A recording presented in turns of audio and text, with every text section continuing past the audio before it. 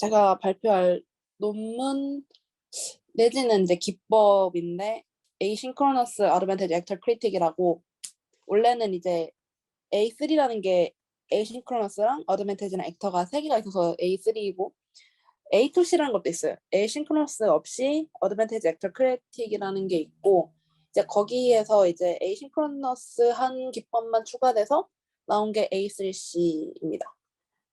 이게 요즘에 주로 쓰이냐? 뭐 요즘에는 이게 어쨌든 크리틱이라는 게 평가하는 방법인데, 액터를 평가하는 방법인데, 뭐 이것보다 뭐 나은 게 있다, 뭐 말이 요즘에도 많이 나타나고 있긴 한데, 제가 이제 이걸 선택한 이유는 약간 중간 정도 같아요. 완전 고전적인 방법은 아니지만 그래도 나름 평타를 치는, 그래서 이걸 준비해봤고요. 네, 일단은 A3C가 이러한 평가를 받고 있고, 다시 한번 간단하게 reinforcement learning이 뭐냐라고 설명을 드리자면,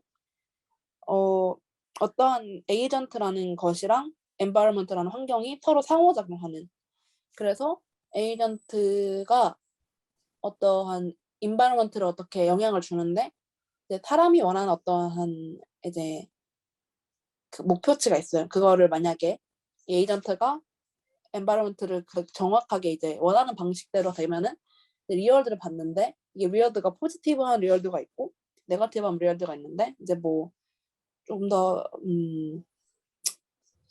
그러니까 사실 둘 다 리월드가 부르긴 하는데, 이제 좀 더 의미적인 해석을 봤을 때는 원하는 일을 하면은 리월드를 주는 거고, 안 하면 페널티를 받는.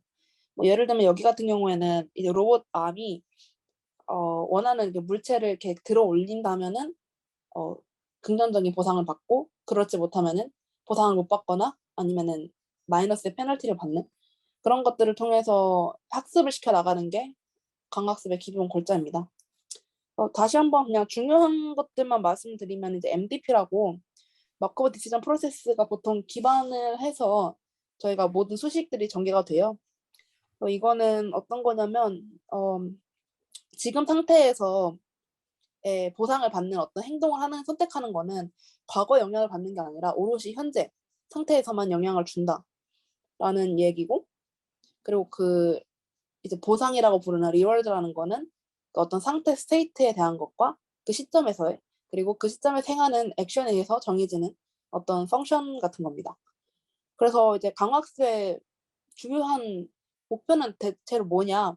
그건 바로 이제 리워드는 이제 가장 맥시마이즈 하는 건데, 그것도 그냥 리워드가 아니라 어떻게 보면 expected sum, 그러니까 이 기대값이라고 부르는 건데, 그러니까 결론적으로는 뭐 예시를 들자면, 만약에 이제 게임 같은 경우에는 가장 높은 스코어를 얻는 거고, 그 상황 속에서 지금 현재로서 이 행동을 선택하면은 당장은 많은 리얼들을 얻지 못하더라도 최종적인 어떠한 썸을 봤을 때 가장 높은 리얼을 얻을 수 있다면, 네, 그거 선택하는 그런 식의 매핑을 할 수 있는 것들을 찾는 거고, 그래서 에이전트라는 것이 이 상황에서 어떤 선택을 하는 게 가장 최적의 리워드를 얻을 수 있냐, 그런 그 상태에서 어떤 액션을 취해야 된다라는 어떤 매핑, 이제 그거를 폴리시라고 부릅니다. 그 폴리시라고 부르고, 이제 이거를 찾아 나가는 게, 이런 걸 찾아 나가기 위해서 이 스테이트에서 이런 액션을 취해라라는 어떤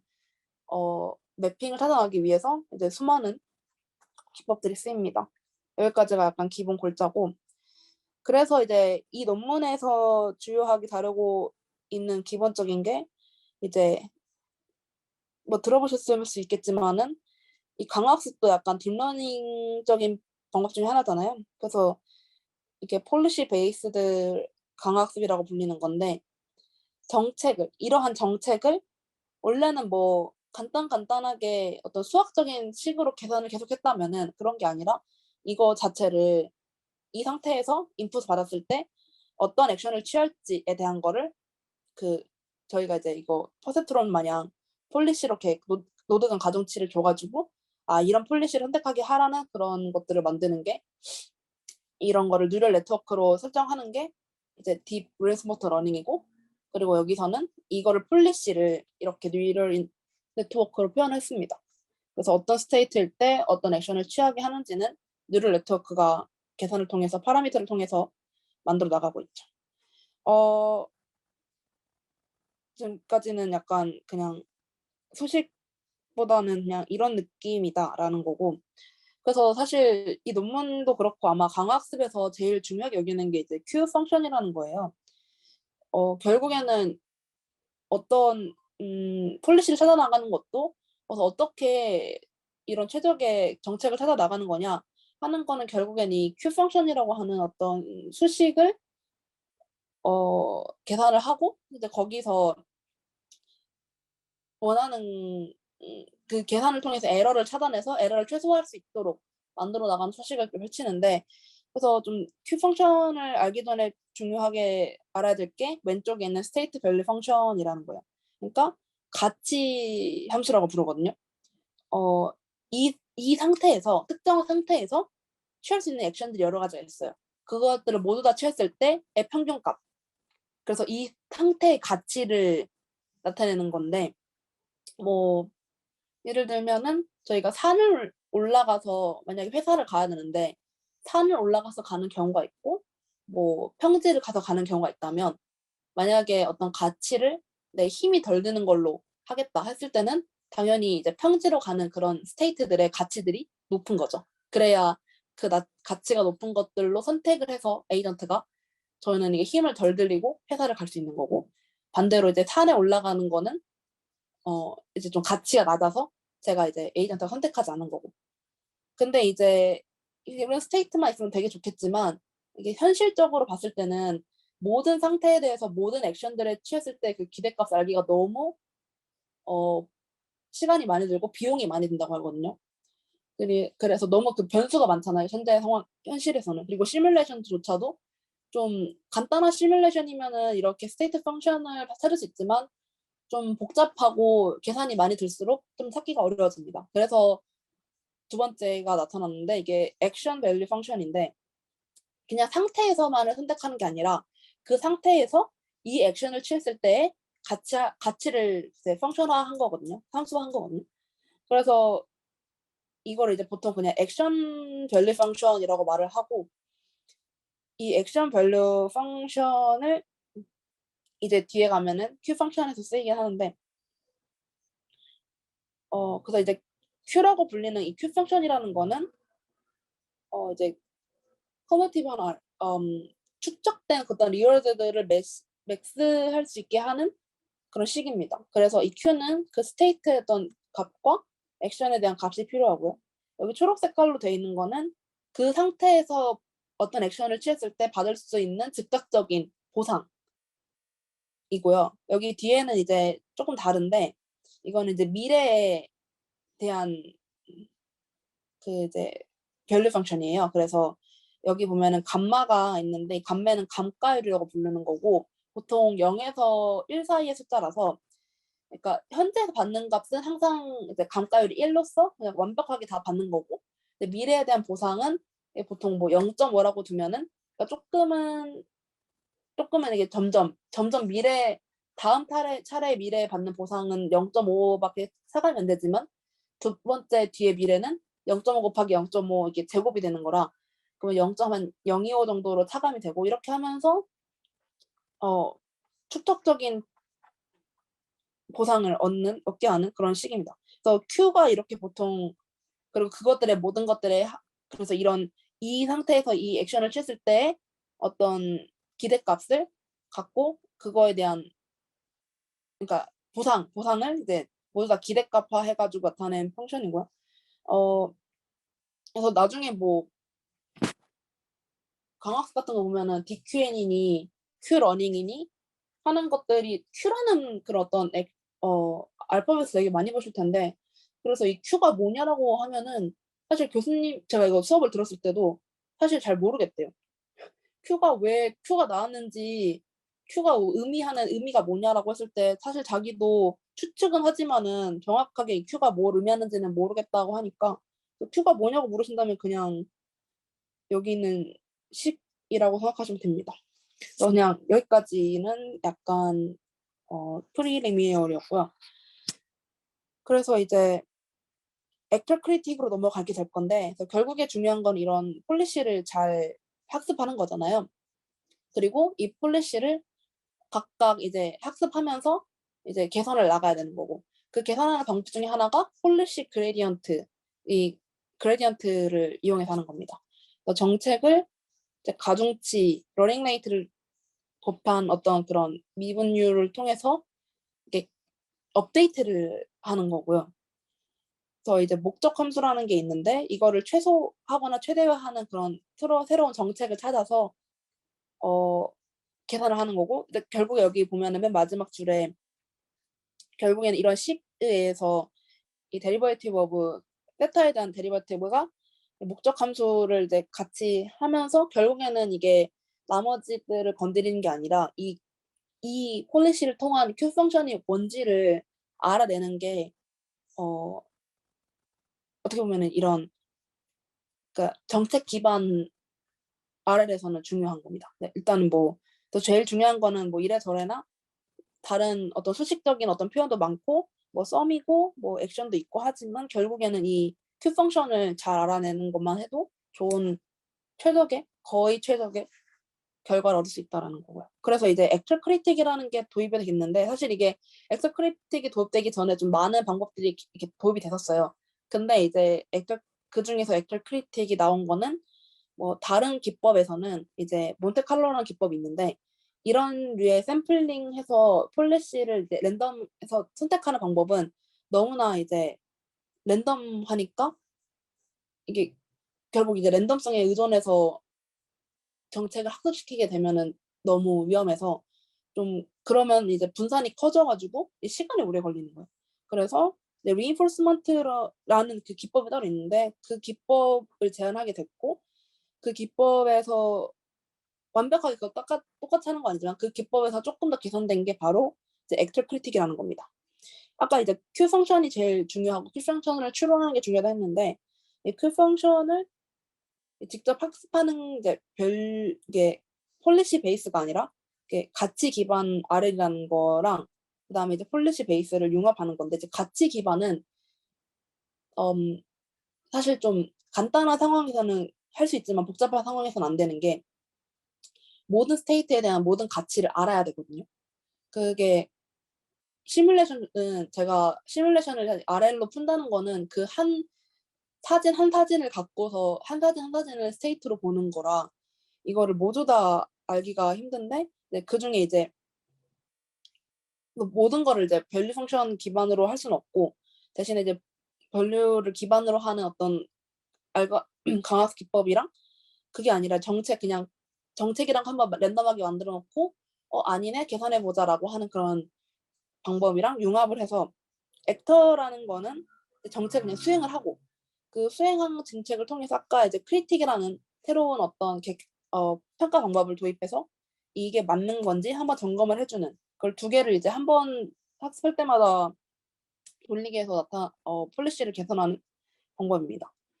또 이게 A to C 아까 말씀드렸던 그냥 어드밴티지 액터 크리틱이 어떻게 나오게 되냐면 이제 액터가 일단은 정책을 합니다. 이거는 처음에는 랜덤하게 쓸 수밖에 없고 당연히 모델이 별로 없기 때문에 어떤 게 최적인지 몰라서 일단은 랜덤하게 정책을 하고 그 정책에 따라서 행동을 취하게 됩니다. 그걸 이제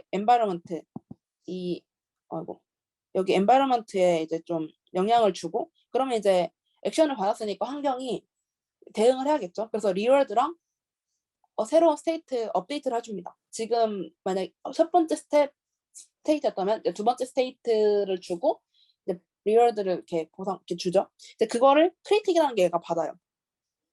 그래서 크리틱이라는 애가 이걸 리월드랑 스테이트를 받으면서 이게 이제 TD 에러라고 하는 어쨌든 에러를 계산하게 되고 이 시그마라는 걸 계산하게 되는데 이 시그마는 이 정책 기반에서 이제 아까 봤던 리월드를 이게 리월드의 차를 구하는 건데 그리고 이것도 이런 식의 수식적인 표를 통해서 이것 시그마랑 TD 에러를 보고 TD 에러를 최소한 줄일 수 있도록 지금 시그마가 크면은 이 액션이 좋은 게 아니다.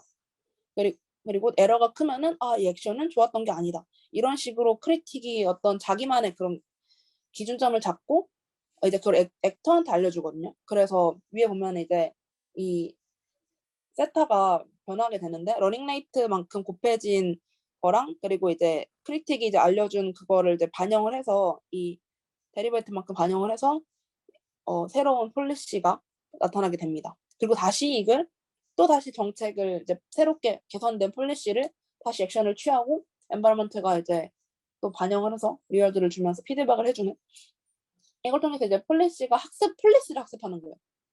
네. 예전에는 액터를 학습했는데 그 다음에는 근데 이게 이제 A2C고 이런 식을 통해서 에러랑 이제 계산을 통해서 폴리시 자체를 개선을 시켰던 거고 이게 하나고 계속 돌아간다면 이제 이거를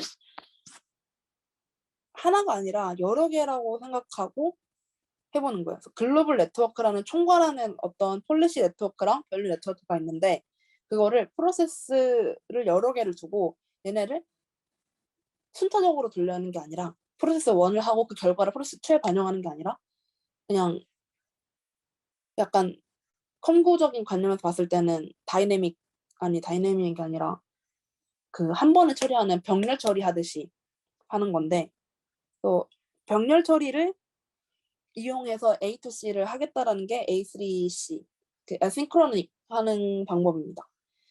병렬 처리를 잠깐 설명하자면 병렬 처리는 이제 컴구 시간에서 다루는 내용 중에 하나인데 이제 프로세스 스레드라는 거를 컴퓨터가 처리하는 방식이 이제 크게 두 가지가 있어요. 하나는 시퀀셜한 거고 시리얼한 거고 하나는 패러렐한 건데 뭐 시리얼한 거는 잡 1이 끝나야 잡 2가 시작되고 그리고 잡 2가 끝나야 잡 3가 시작되고 이렇게 해서 시퀀셜하게 내려갈 수 있는 거고 이제 저희가 이제 뭐 파이프라이닝 같은 걸 이용해서 뭐 패러렐하게 그냥 잡 1, 2, 3를 싹 다 그냥 동시에 실행시키는 한 번에 여러 작업이 실행되는 걸 패러렐하는 거고 그래서 지금 A3C는 이 뒤에 있는 패러렐하게 작업을 실행을 시킵니다. 그게 이제 지금은 제가 예시를 들 때 잡 1, 2, 3의 어떤 끝나는 시간이 거의 동일하게 잡아놨지만 사실 잡 1이 먼저 끝나고 잡 3가 완전 나중에 끝날 수 있긴 하거든요.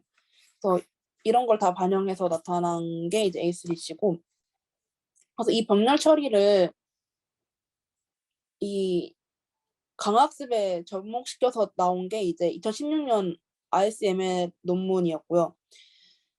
그래서 이 A3C가 나중에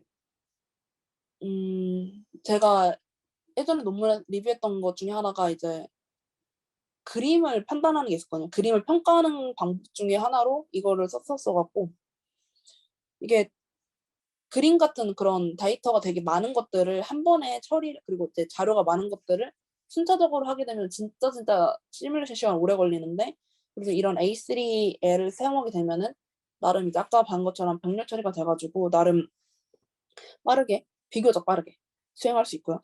그래서 여기 맨 마지막 줄에 이제 각 프로세스는 이제 엔바이러먼트랑 에이전트로 모두가 구성이 돼서 각각의 어떤 폴리시를 계산을 하게 되고 그리고 이 에이전트는 큐러닝이라 부르는 그런 거랑 뭐 살사랑 어드밴티지 액터 크리틱 그러니까 A2C 방법으로 학습이 가능하고 여기서는 뭐 여러 가지 방법으로 해봤는데 사실 A2C 방법이 제일 성능이 좋았다고 합니다. 그래서 어떻게 되는 건지는 5가지 스텝이 있는데 첫 번째는 네트워크를 복사를 해요.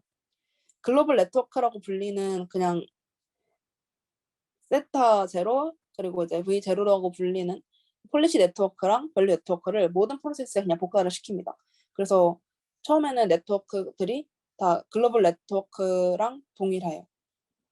처음 글로벌 네트워크랑 그게 모든 프로세스 N까지를 다 복사를 시켜준 다음에 그 다음에는 각 프로세스별 이제 environment랑 input 그 에이전트가 독립적으로 이제 폴리시를 통해서 수행하고 아까 봤던 크리틱을 통해서 독립적으로 이제 이 폴리시들이 이 프로세스에서는 이러한 그레디언트를 갖고 있구나 이렇게 계산을 합니다. 그러니까 그리고 이제 각각을 계산하는데 처음으로 이제 프로세스 1이 끝났어요. 그러면은 그 프로세스 1이 이제 어떤 새로운 데리버이트, 그러니까 그레디언트 그 차이, 데리버이트만큼을 계산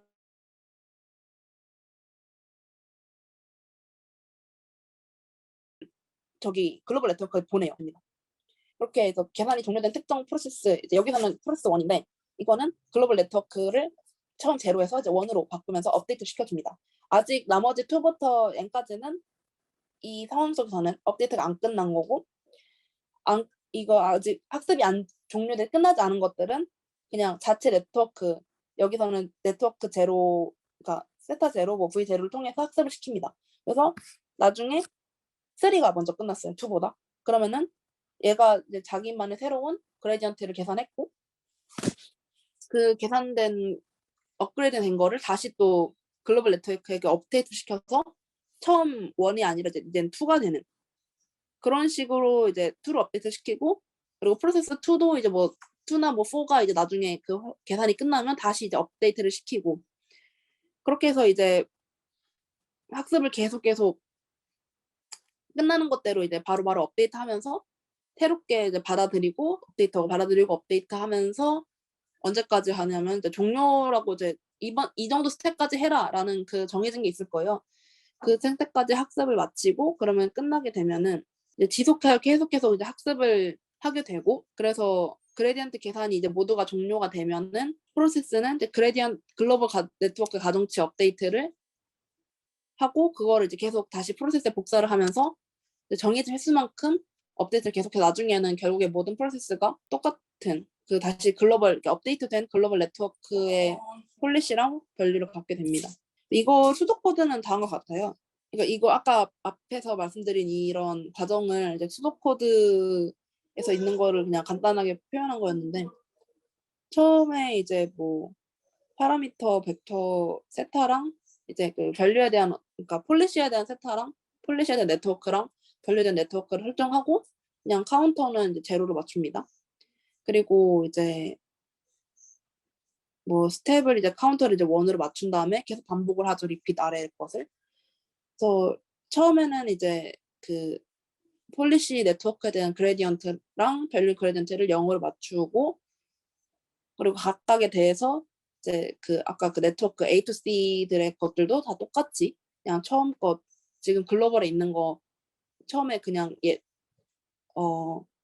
배정했던 것처럼 맞추고, 그다음에 T 스타트도 T를 맞추고, 그다음에 이제 처음 그거를 스테이트를 이제 시작을 합니다. 그리고 다시 이제 리핏을 하는데, 그 아래에 있는 거는 이제 폴리시에 기반해서 계속해서 다시 리워드랑 새로운 스테이트를 생성을 하고, 그 스테이트랑 리워드를 업데이트를 합니다. 그걸 계속해서 반복하는데, 언제까지 반복하냐면은 저희가 정해놨던 어떤 마지막 스테이트가 있으니까, 이거는 스테이트가 뭐 250번까지 나오게 되면은 250번 스텝 받게 되면은 끊어라, 혹은 아니면은 이 스텝이 제가 선택한 어떤 스텝이 있는데 그 스텝, 그러니까 개수만큼이 도달했으면 맥스라고 생각한, 저희가 정한 거만큼 했으면은 그냥 끝내라는 거고, 그렇게 해서 이제 마지막 스테이트에서의 리워드를 이렇게 세팅을 하게 됩니다. 여기 보면은 그렇게 해서 이제 t가 t 빼기 1부터 이제 t라는 그 마지막 숫자랑 처음 시작한 거 그것부터 해가지고 리워드를 이제 업데이트를 해가지고 계속 그레디언트들을 이제 업데이트하고, 그리고 그 폴리시랑 밸류에 대한 어떤 네트워크를 그거에 그냥 뉴럴 네트워크가 업데이트 되듯이 계속 업데이트 되는 거예요. 그렇게 해서 네, 마지막 저희가 정한 어떤 스텝이 될 때까지 이것들을 계속 반복을 하게 됩니다. 그래서 이거를 이제 논문에서 성능을 이제 비교해봤는데, 여기 얘네가 사실 아타리 게임이라고 해서 5가지 정도를 하고 비교를 해봤어요. 그거에 대한 스코어를 나타내는 건데, 뭐 DQN이라고 하는 되게 고전적이고, 하지만 고전적이라고 해서 단순하긴 한데 나름 성능 잘 되는 이 파란 색깔이 A3C 기법에 비해서는 굉장히 좋지 않았다라는 거고, 나머지들은 뭐 Q 러닝 쓰는 건데 비슷비슷한데 뭐 A3C가 다른 거에 비해 굉장히 성능이 좋았다라는 얘기고요. 이거 타지나 링크가? 이거 한번 보면은 네, 제 발표는 끝입니다. 그냥 사실 강화학습이 조금 한계인 게 아직까지는 현실에서 시뮬레이션만큼 성능이 안 나오더라고요. 와, 화질이 너무 이렇게 이 A3C 기법을 통해서 이런 차 운전하는 시뮬레이션을 학습을 시켜서 이렇게 차선 나가지 않고 레이스 경주를 했다는 거고, 얘 같은 경우에는 나중에 혹시라도 여러분이 강학습을 어디선가 봐셨을 때 이 무조코라는 시뮬레이션을 굉장히 많이 쓰는 거를 보실 수 있을 거예요. 이 카트폴 문제거든요. 이 지나다니면서 위에 있는 이 그 막대기를 떨어뜨리지 않고 움직이는 거고, 얘는 이족